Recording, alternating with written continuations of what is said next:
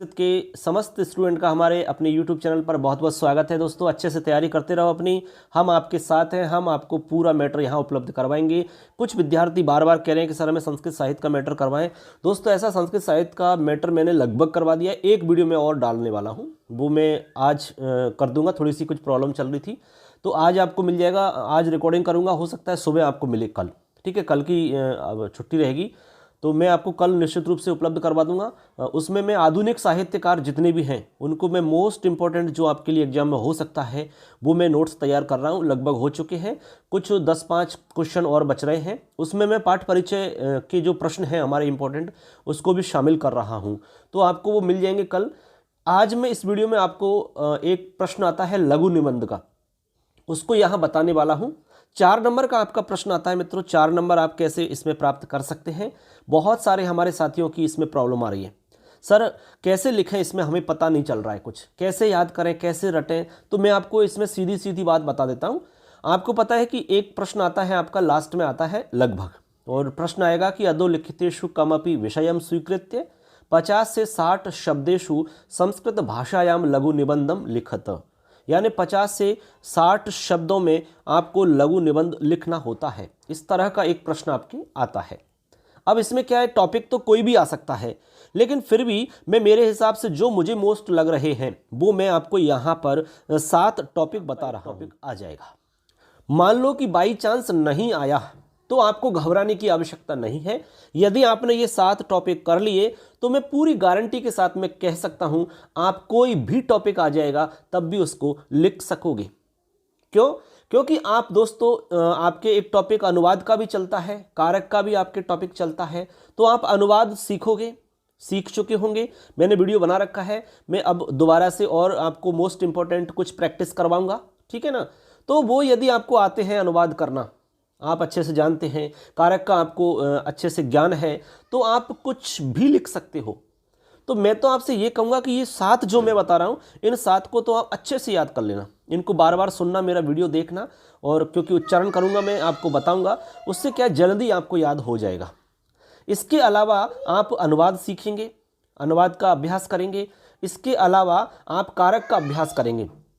जब ये करोगे तो कोई भी टॉपिक आ जाए, चाहे कोई भी किसी भी प्रकार का टॉपिक आ जाए, अब जो भी टॉपिक आएगा दोस्तों उसको आप हिंदी में तो आराम से लिख सकते हैं।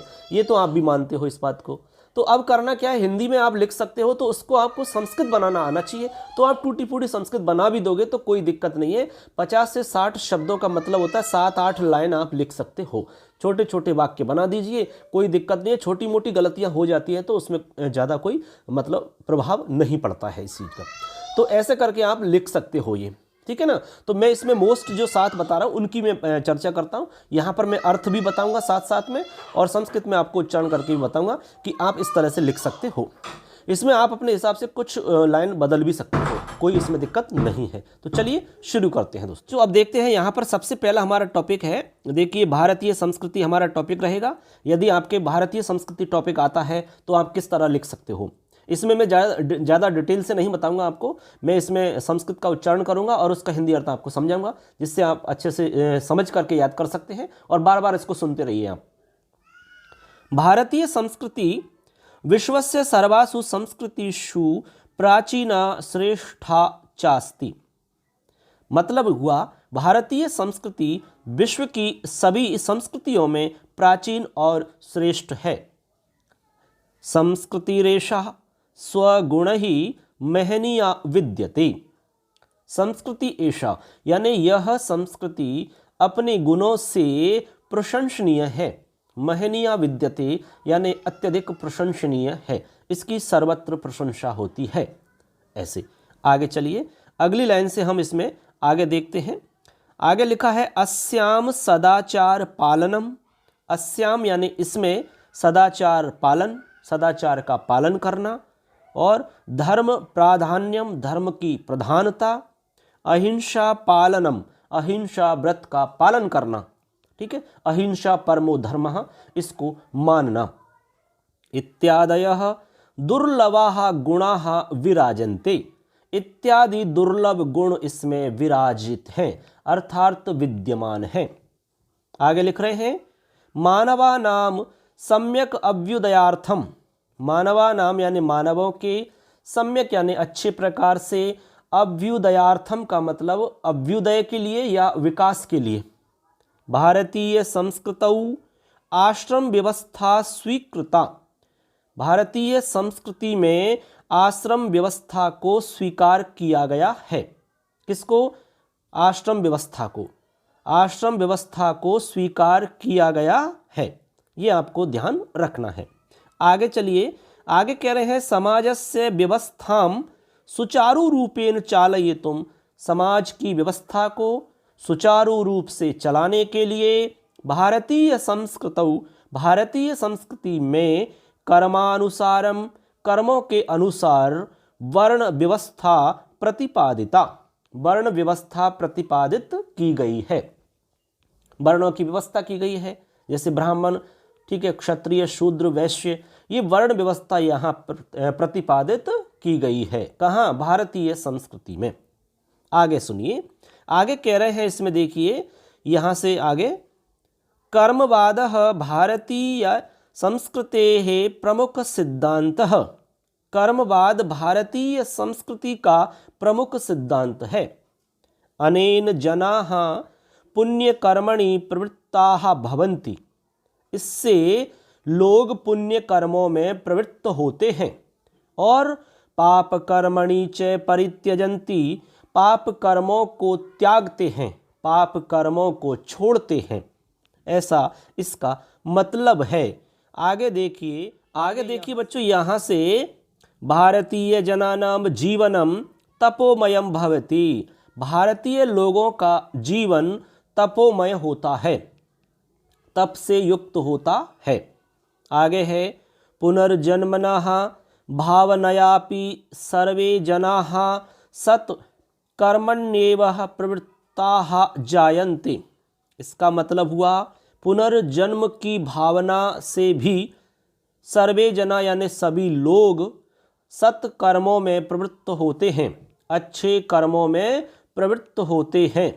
देखो बच्चों, आगे लिख रहे हैं यहाँ से, वस्तुतः है अस्याः गुण गणेनाकर्षिताः, वस्तुतः इसके गुणादियों से आकर्षित होकर विश्वस्य भौतिक सुखेन समुद्विग्नाः जनाः, मतलब विश्व के भौतिक सुख से उद्विग्न लोग, उद्विग्न का मतलब होता है दुखी, परेशान, जो लोग हैं वो शांतिं प्राप्तुम, शांति को प्राप्त करने के लिए अत्र आगत्य, यहाँ आकर के भारतीय संस्कृतेः, भारतीय संस्कृति का आश्रय ग्रहणार्थम, आश्रय ग्रहण करने के लिए प्रयत्नशीलाः दृश्यन्ते, प्रयत्नशील दिखाई देते हैं।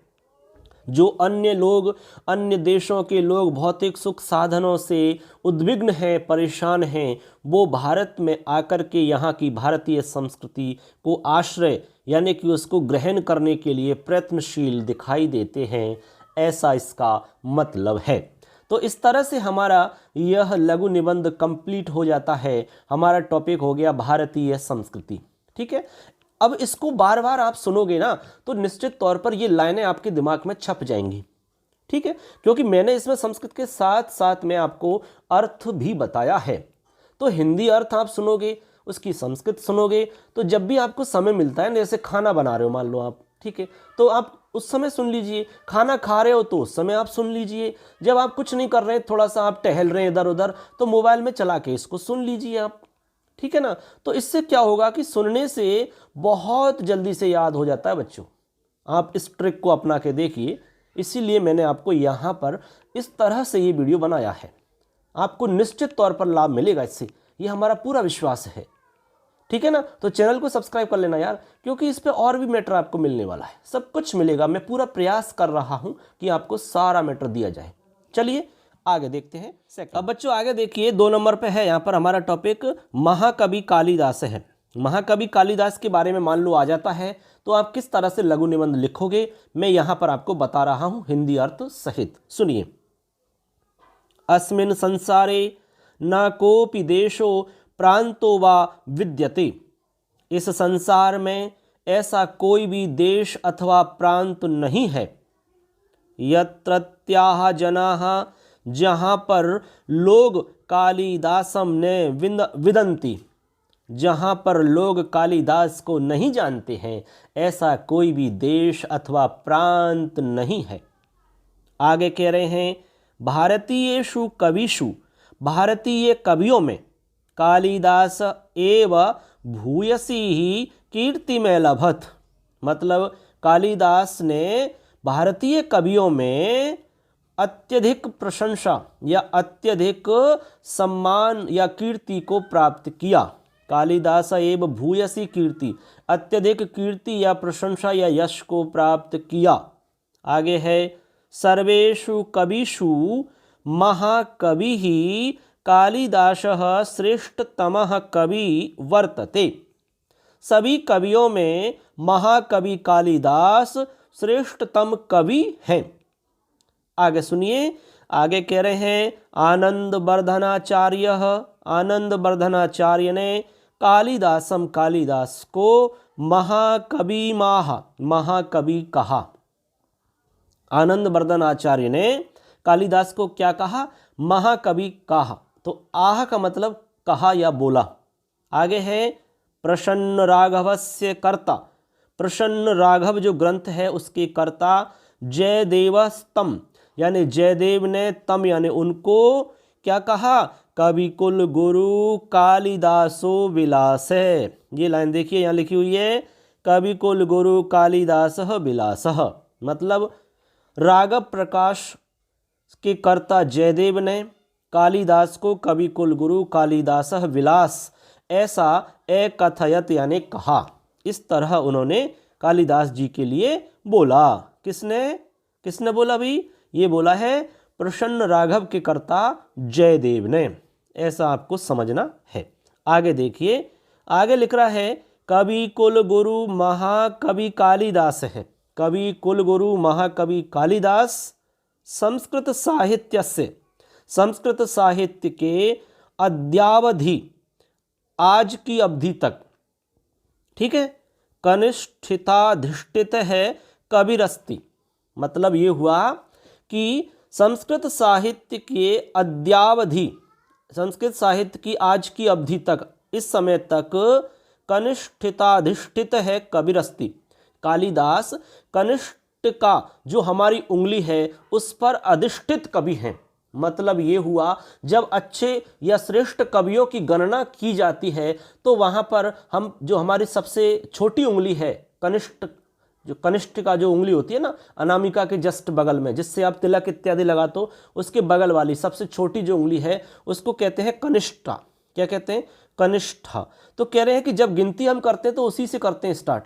तो जब गिनती करने लगे कि श्रेष्ठतम कवि कौन है, तो गिनती करी कनिष्ठा उंगली पे, एक, महाकवि कालिदास। अब दूसरे का नाम ही नहीं आया दिमाग में, क्योंकि इनसे मतलब इनका जब नाम आ गया तो कोई श्रेष्ठ कवि दिखा ही नहीं, इसीलिए कनिष्ठ का पर अधिष्ठित रह गए, ये आगे बढ़े ही नहीं, कोई इनका क्रम आगे बढ़ा ही नहीं कि इनसे ऐसा या इनसे श्रेष्ठ कोई कवि मिला, ऐसा हुआ ही नहीं कोई। ऐसा इसका मतलब है बच्चों, ठीक है ना। आगे चलिए, आगे देखो क्या लिख रहा है, मैं उसको आपको समझाता हूं। आगे देखिए बच्चों, कालिदासस्य सप्तकृतयः सन्ति, कालिदास की 7 कृतियां हैं। अब देखो, तेषु रघुवंश कुमार संभवं चेति 2 महाकाव्ये। अब उन कृतियों में, तेषु यानी उनमें, रघुवंश कुमार संभव 2 तो महाकाव्य हैं। मेघदूतम ऋतु संहारमिति खंड काव्य द्वयम, मेघदूत और ऋतु संहार ये 2 खंड काव्य हैं, ठीक है। आगे देखो, आगे भी लिखा हुआ है, देखो, मालविकाग्निमित्रम विक्रमोर्वशीयम अभिज्ञान शाकुंतलादीनि 3 नाटकानि, यानी मालविकाग्निमित्रम विक्रमोर्वशीयम अभिज्ञान शाकुंतलम, ये 3 नाटक हैं, ऐसा इसका मतलब है। तो ऐसे करके 7 रचनाओं के बारे में आप लिख सकते हैं इसमें। इसके बाद में आगे लिखा हुआ है, संस्कृत नाटकेषु, संस्कृत नाटकों में अभिज्ञान शाकुंतलम तु प्रसिद्धतमम नाटकम वर्तते।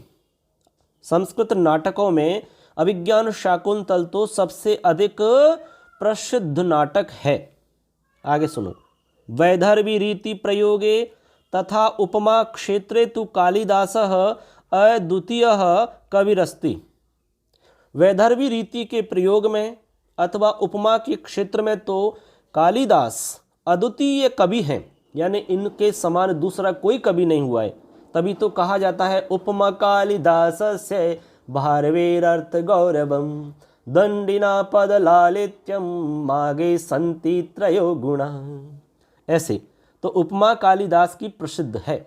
ऐसे आगे सुनिए, इसमें आगे यहाँ लिखा हुआ है, देखो मैं इनको लाइनों को इसलिए मिटा रहा हूँ क्योंकि आपको थोड़ा दिखेगा नहीं साफ, इसलिए आगे लिखते हैं संस्कृत साहित्ये उपमा कालिदासस्य इत्युक्तिभिः प्रसिद्धा वर्तते। संस्कृत साहित्य में उपमा कालिदास की प्रसिद्ध है, यह उक्ति प्रसिद्ध उक्ति है। आगे सुनो, आगे कहते हैं कालिदासस्य ग्रंथेषु कलापक्षः भावपक्षः च। कालिदास के ग्रंथों में कलापक्ष और भावपक्ष वैशिष्ट्यपूर्ण वर्तते, विशिष्टता से पूर्ण है। ठीक है, हाँ ऐसे। आगे है विश्व साहित्य। विश्व साहित्य में कालिदास विरचित साहित्यस्य प्रमुखम स्थानम वर्तते या विद्यते। कालिदास द्वारा रचित साहित्य का प्रमुख स्थान विद्यमान है, अर्थात प्रमुख स्थान है।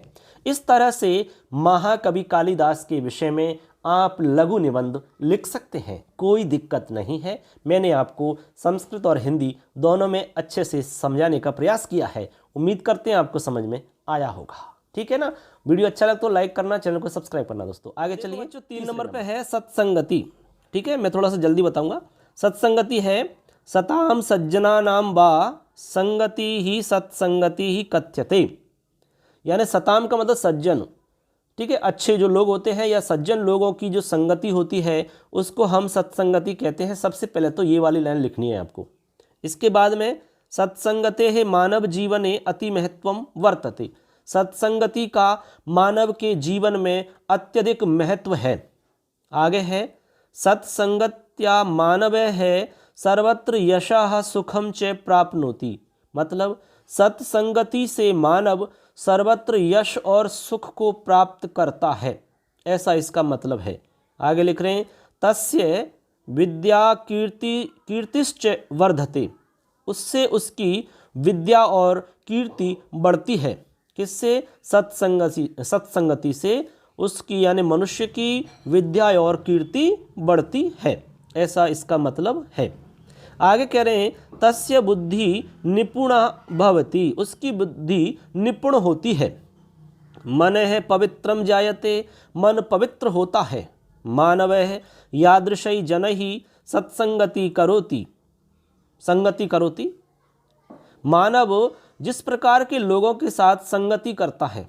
ठीक है, मानवः यादृशैः जनैः संगति करोति। जैसे लोगों के साथ संगति करता है, सह तादृश एव भवति, वह उसी के जैसा हो जाता है। मतलब यदि आप अच्छे लोगों के साथ रहोगे तो आप अच्छे बन जाओगे, और दुष्ट या मूर्ख लोगों के साथ रहोगे तो आप वैसे बन जाओगे। ये इसका मतलब है सीधा सीधा। यहाँ से आगे देखेंगे सज्जनै सह संपर्केन जनः सज्जनः। कह रहे हैं कि सज्जनों के साथ संपर्क से लोग सज्जन होते हैं। तथा मूर्खैः सह संगत्या मूर्खः जायते। मूर्खों की संगति में रहने से मूर्ख होते हैं। सज्जनानां संगत्या मानव है। सज्जनों की संगति से मानव सर्वत्र पूज्यः भवति। सर्वत्र पूजनीय होता है। ठीक है, तथा आदरम विद्या कीर्तिश्च लभते। और आदर और विद्या कीर्ति को प्राप्त करता है।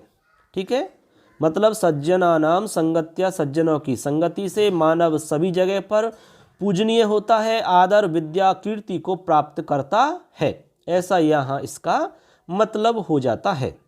आगे सुनेंगे यहाँ से कुसंगत्या मानवस्य पतनम विनाशम च भवति।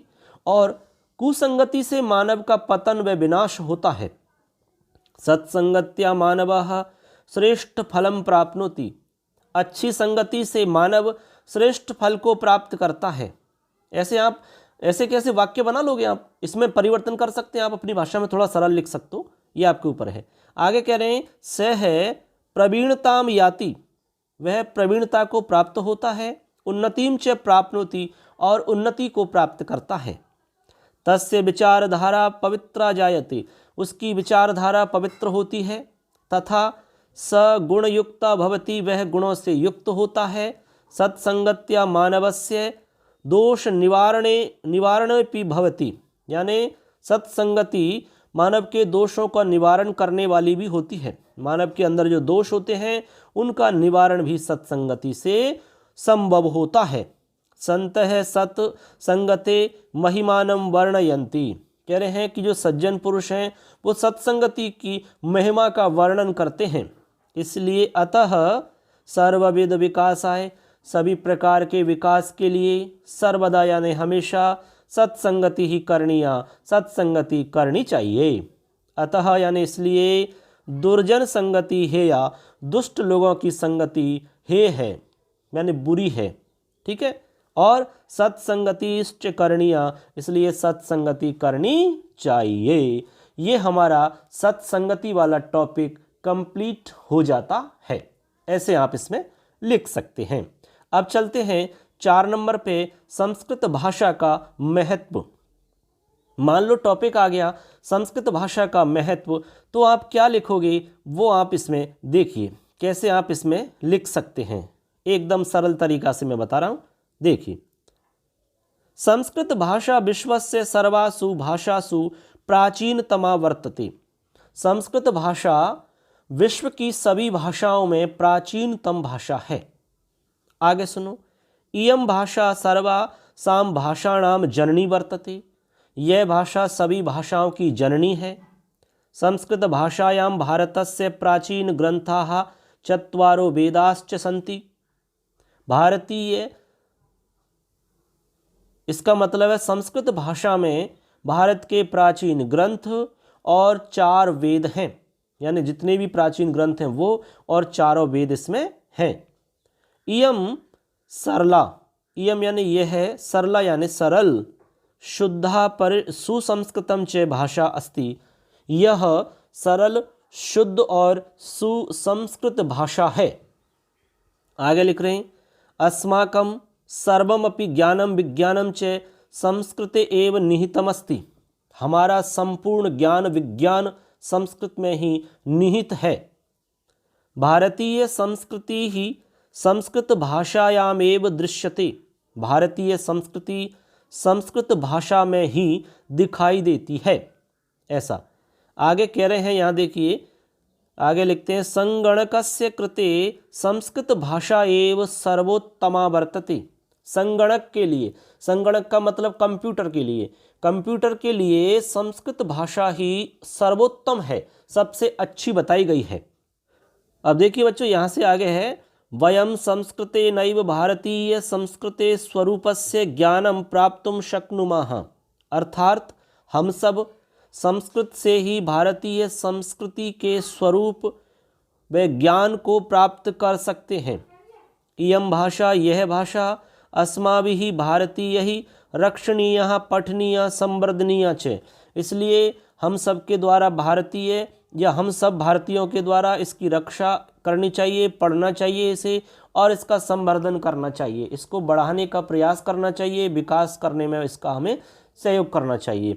इस तरह से आप संस्कृत भाषा के ऊपर निबंध लिख सकते हैं।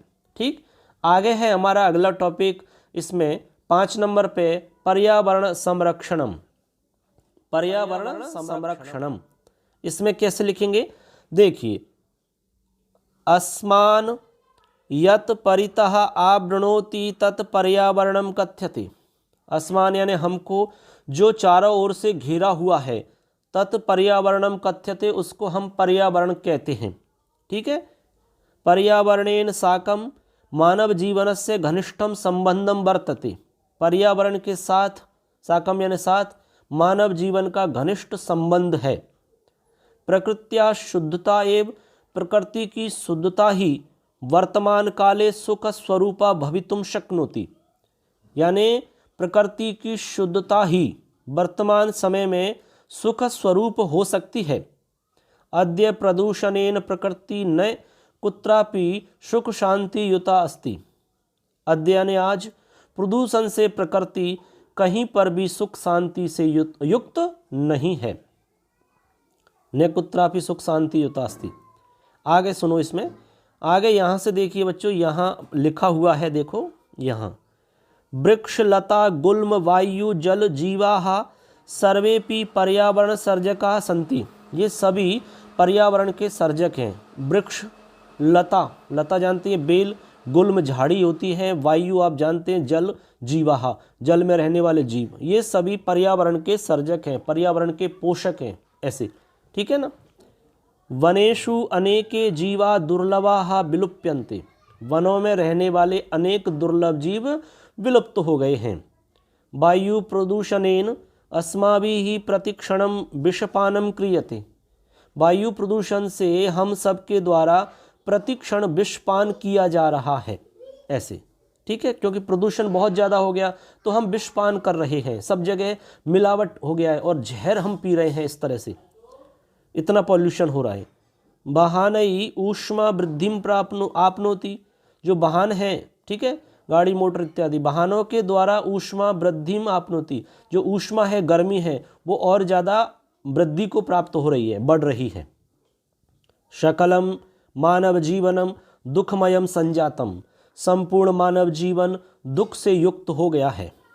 पर्यावरणस्य संरक्षणार्थम भूया भूयाः पर्यावरण दिवसा आयोज्यते।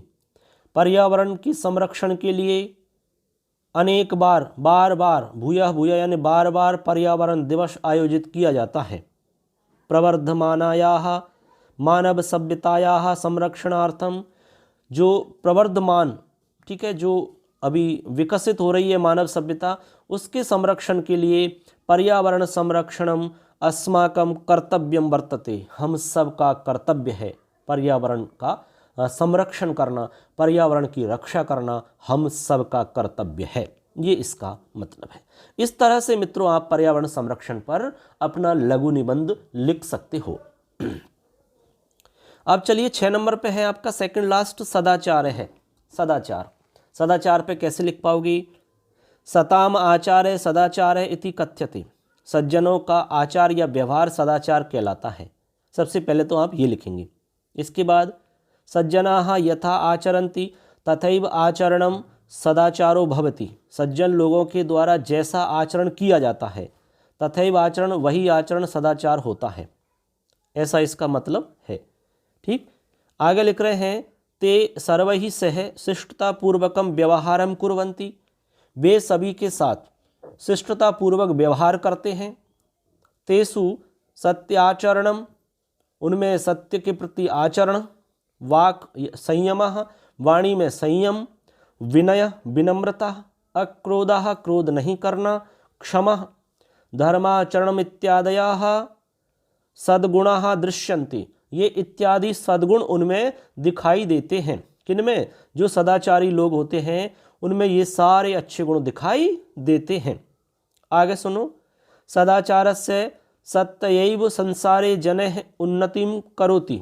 सदाचार की सत्ता से ही संसार में व्यक्ति उन्नति करता है। ऐसे देशस्य राष्ट्रस्य समाजस्य जनस्य च उन्नत्यै सदाचारस्य महती आवश्यकता वर्तते। कह रहे हैं कि देश की, राष्ट्र की, समाज की, मनुष्य की उन्नति के लिए सदाचार की अत्यधिक आवश्यकता है, बहुत ज़्यादा आवश्यकता है।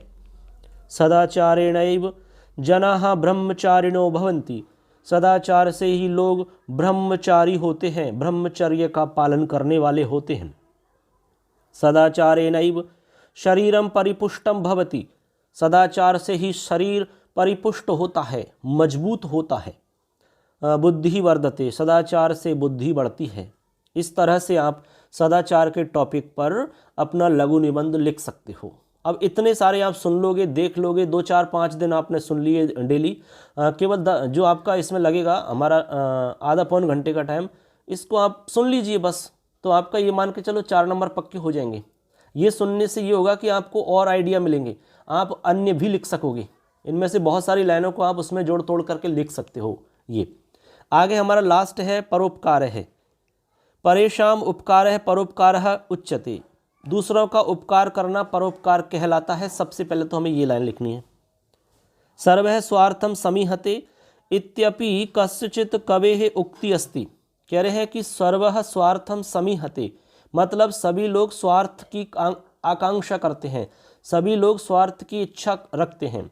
यह उक्ति किसी कवि ने कही है। कह रहे हैं स्वार्थाय सर्वेपि प्राणिनः जीवन्ति, कह रहे हैं स्वार्थ के लिए सभी लोग जीवित रहते हैं, स्वार्थ के लिए ही सभी प्राणी जीवित हैं, कहीं ना कहीं स्वार्थ रहता है सभी का ऐसा। किंतु यस्य जीवनम अन्येभ्यः अस्ति, कह रहे हैं कि किंतु जिसका जीवन अन्य लोगों के लिए है, अपरेशान प्राणिनाम सुखाय यह प्रयतते, जो अन्य लोगों के या अन्य प्राणियों के सुख के लिए जो प्रयत्न करता है, कोशिश करता है, कष्टम सहते च, कष्ट सहन करता है, वस्तुतः तस्यैव जीवनम सार्थकमस्ति, वास्तव में उसी का जीवन सार्थक है। अपने लिए तो सारे लोग जीते हैं, लेकिन आप दूसरों के लिए कुछ करिए तो निश्चित रूप से हमारा जीवन सार्थक हो जाएगा। जैसे देखिए, पश्य, पश्य यानी देखो, गावः अन्येभ्य दुग्धाम प्रयच्छन्ति, गायें अन्य लोगों को दूध देती हैं। अतः जनाः मातरः इति वदन्ति, उनको माता कहते हैं।